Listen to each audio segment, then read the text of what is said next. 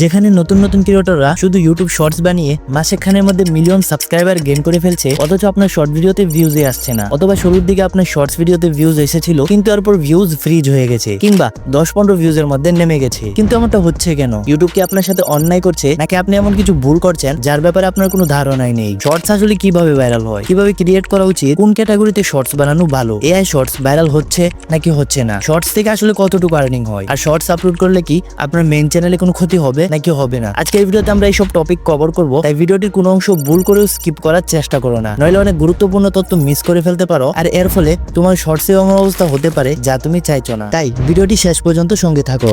ওকে, তো চলুন শুরু করি সবচেয়ে বেসিক প্রশ্ন থেকে, ইউটিউব শর্টস আসলে কি? আমি জানি আপনি হয়তো ভাবছেন যে এত সাধারণ প্রশ্ন করে সময় নষ্ট করছে কেন। এটা তো আমরা জানি, কিন্তু আসলে আপনাদের কেবল এতটুকুই জানা আছে যে ইউটিউব শর্টস এমন একটি ফিচার যেখানে আপনি 3 মিনিট পর্যন্ত ভিডিও আপলোড করতে পারবেন 9:16 রেশিওতে এবং সেখান থেকে ভিউজ গেইন করতে পারবেন। কিন্তু এটি শুধু উপরের দিকটা, এর নিচে রয়েছে একটা ডার্ক সিস্টেম যেটা জানা আপনার জন্য খুবই প্রয়োজন। শর্টসকে তৈরি করা হয়েছে মূলত সেই ধরনের দর্শকদের জন্য যাদের দ্রুত কন্টেন্ট চাই, যাদের ডোপামিন লেভেল এত বেশি বেড়ে গেছে যে তারা লং ফর্ম ভিডিওগুলোকে বোরিং মনে করে, তারা যত দ্রুত সম্ভব অনেক বেশি কন্টেন্ট কনজিউম করতে চায়। আর আজকের জেনারেশনের 14 বছর থেকে 25 বছর বয়সী অধিকাংশ মানুষ এই ক্যাটাগরির মধ্যেই পড়ে, আর এরাই আপনাদের অডিয়েন্স হবে। এবং একটা জিনিস আপনাকে এই অডিয়েন্স সম্পর্কে ভালোভাবে বুঝতে হবে, এই অডিয়েন্স কখনো আপনার লং ফর্ম কন্টেন্টের অডিয়েন্স হতে পারে না। আর এটাই কারণ যে মিস্টার বিস্টের মতো বড় বড় ইউটিউবাররাও শর্টস কন্টেন্ট বানানো বন্ধ করে দিয়েছে। এখন চলুন আগে বুঝে নেই যে ইউটিউব শর্টস অ্যালগরিদম আসলে কিভাবে কাজ করে। আমি নিশ্চিত আপনার 90% সমস্যা এখানেই সমাধান হয়ে যাবে। যদি আপনি শর্টস এর অ্যানালিটিক্সে যান, তখন একটা গ্রাফ দেখতে পাবেন যেখানে প্রথমে ভিউজ আসবে, তারপর থেমে যাবে, হঠাৎ করে আবার অনেক বাড়বে, আবার স্টেবল হয়ে যাবে, আর শেষে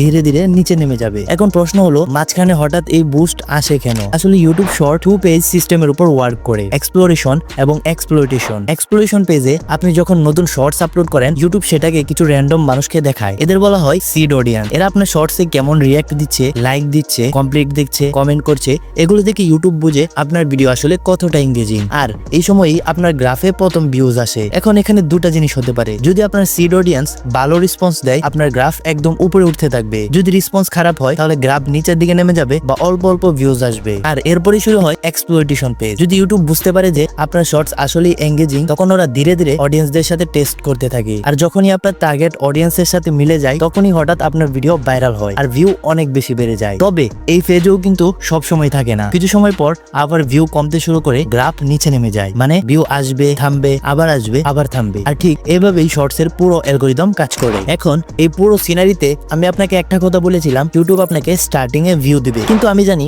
আপনাদের মধ্যে অনেক ক্রিয়েটর আছেন যাদের নতুন চ্যানেল, আর তারা যখনই নতুন ভিডিও বা শর্টস আপলোড করেন তখন ভিউ একেবারেই আসে না। এর কারণ হলো, আপনি যখনই নতুন কোনো চ্যানেল বা আইডি বানান, তারপরে আপনি ভিডিও বা শর্টস আপলোড করা শুরু করে দেন, যা একদমই ঠিক না। বরং চ্যানেলকে আগে একটু ওয়ার্ম আপ করতে হয়। এখন এই ওয়ার্ম আপ আসলে কি? বেসিক্যালি আপনি যে চ্যানেলের ভিডিও বা শর্টস আপলোড করতে চান, প্রথমে সেই আইডি বা চ্যানেলকে কিছুদিন ব্যবহার করতে হবে, যাতে ইউটিউব আপনার সম্পর্কে কিছুটা ডাটা সংগ্রহ করতে পারে। আমি সাজেস্ট করব, প্রথম শর্টস দেওয়ার আগে আপনি আপনার আইডিকে কমপক্ষে 10 দিন ভালোভাবে ব্যবহার করুন। প্রতিদিন অন্তত আধা ঘন্টা কিছু না কিছু ভিডিও দেখুন, আর সম্ভব হলে সেই টপিকেই দেখুন যেটা নিয়ে আপনি কন্টেন্ট বানাতে চান। এতে কি হবে, ইউটিউব আপনার সম্পর্কে কিছুটা ডাটা পেয়ে যাবে, আর সেই ডাটার উপর ভিত্তি করে সে আপনার জন্য একটা সেড অডিয়েন্স তৈরি করবে, আর তখন স্টার্টিং থেকে আপনার ভিউজ আসা শুরু হবে। কিন্তু আপনি যেন কখনোই এটা না করেন, আজ চ্যানেল বানালেন আর আজ থেকে ভিডিও আপলোড করা শুরু করে দিলেন, অথবা এক সপ্তাহের মধ্যে ভিডিও আপলোড করা শুরু করে দিলেন। কমপক্ষে 10 দিন আইডি ব্যবহার করুন এবং এরপরেই আপনার প্রথম ভিডিও বা শর্টস আপলোড করুন। এর বাইরে আপনি যদি কোনো পুরোনো চ্যানেলের ভিডিও ডিলিট করে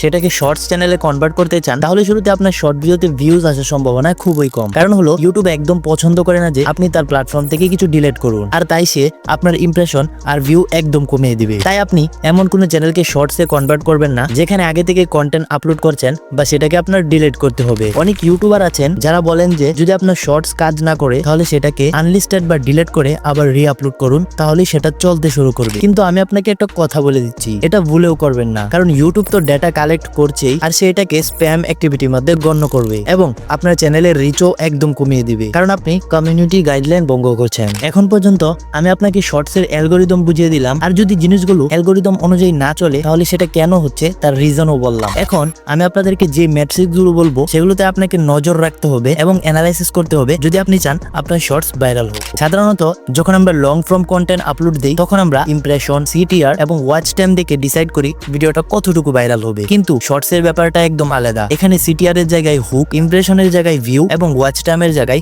অডিয়েন্স রিটেনশন। এখন এসব জিনিস আমি আপনাদের সাথে এক এক করে ব্যাখ্যা করছি। আপনার শর্টসের ম্যাক্সিমাম ভিউজ আসে শর্ট ফিড থেকে, যেখানে মানুষ স্ক্রল করছে, আর যে শর্টস গুলো তাদের বেশি ভালো লাগে সেটা তারা কিছুটা বেশি সময় ধরে দেখে। কিন্তু প্রশ্ন হলো কোন শর্টস গুলো তারা বেশি পছন্দ করে, আর কেন আপনার শর্টস মানুষ ঠিক মতো দেখে না? এর কারণ হলো হুক। মানুষ কোনো চিন্তা না করেই শর্টস স্ক্রল করতে থাকে, কিন্তু হঠাৎ যদি এমন কোনো শর্ট তার সামনে চলে আসে যেখানে একটা ইন্টারেস্টিং হুক থাকে, মানে এমন কিছু যা ওই দর্শকের দৃষ্টি আকর্ষণ করে ফেলে বা তার স্ক্রল থামিয়ে দেয়, তাহলে ওই ভিডিওটা নিশ্চিত ভাইরাল হবে। এখন প্রশ্ন হলো এমন একটা হুক আপনি কিভাবে তৈরি করবেন? আসলে এটা একটা অনেক সিম্পল কাজ, ইমোশনের সাথে খেলে, ঠিক যেভাবে আপনার এক্স আপনার সাথে খেলেছিল। তবে পার্থক্য হলো আপনার হাতে 3 ঘন্টা সময় নয়, মাত্র 3 সেকেন্ড সময় থাকবে একটা হুক ডেলিভারি করার জন্য। এখন একবার আপনি আপনার অডিয়েন্সকে শর্টসে হুক করতে পারলে এরপরে খেয়াল রাখতে হবে তারা যেন আপনার শর্ট পুরোপুরি দেখে, কারণ লং ফর্ম কন্টেন্ট প্রমোট করা হয় মূলত এই ভিত্তিতে কতটা ট্রেন্ডিং এটা বা কতটা সার্চেবল এটা। শর্ট ফর্ম কন্টেন্টকে এই ভিত্তিতে প্রমোট করা হয় যে মানুষ এটা কতক্ষণ পর্যন্ত দেখছে, আর একেই আমরা অডিয়েন্স রিটেনশন বলি। আপনাকে চেষ্টা করতে হবে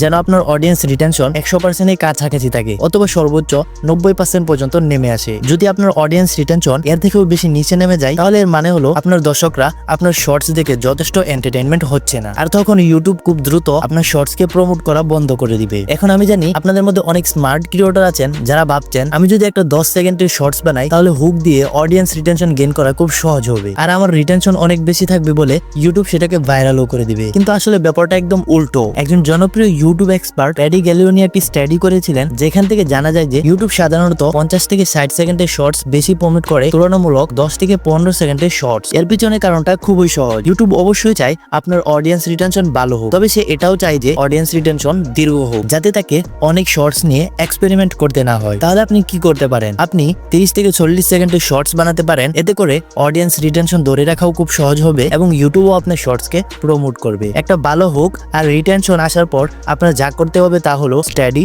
এবং রিভিউশন। আপনি যতই এক্সপার্ট হন না কেন, আপনার সব শর্ট ভিডিও ভাইরাল হবে না। অনেক শর্টস খুব কম ভিউ আসবে, আবার কোনোগুলো নাও চলতে পারে, আবার এমন কিছু শর্টস থাকবে যেগুলো এক্সপেক্ট না করলেও অনেক বেশি চলবে। এখন যতই তুমি তোমার চ্যানেলে শর্টস ভিডিও আপলোড করবে, ততই তোমাকে এগুলো স্টাডি করতে হবে এবং বুঝতে হবে এই শর্টসগুলোর মধ্যে কমতি বা প্লাস পয়েন্ট কি কি আছে। কিন্তু এটা কিভাবে বুঝবে? তার উত্তর খুবই সিম্পল, অ্যানালাইটিক্স থেকে। এখন লং ভিডিওর মতো এখানে আমাদের হাতে এত বেশি অ্যানালাইটিক্স তো থাকে না, তবে এখানে কিছু গুরুত্বপূর্ণ অ্যানালাইটিক্স আছে যেগুলোর দিকে তোমাকে বিশেষভাবে খেয়াল রাখতে হবে। প্রথম হলো সোয়াইপ ওয়ে। এই অ্যানালাইটিক্স থেকে তুমি জানতে পারবে যে কতজন মানুষ তোমার শর্টসকে দেখেছে যখন সেটা তাদের ফিডে এসেছিল, আর কতজন সেটাকে সরাসরি সোয়াইপ করে চলে গেছে। যদি তোমার সোয়াইপিং রেশিও 20% এর বেশি হয়, মানে 80% এর কম মানুষ তোমার ভিডিও দেখছে, তাহলে বুঝতে হবে তোমাকে তোমার হুকের উপর আরো বেশি কাজ করতে হবে। তুমি অন্য ক্রিয়েটরদের হুক থেকে আইডিয়া নিতে পারো, যেগুলো নিজের কন্টেন্টের সাথে মিশিয়ে একটি নতুন এক্সপেরিমেন্টাল শর্টস তৈরি করতে পারো। দ্বিতীয় অ্যানালিটিক্স হলো ভিউজ কোথা থেকে আসছে। সব ক্রিয়েটরদের ভিউজ শর্ট ফিজ থেকে আসে না। অনেক ক্রিয়েটর রয়েছেন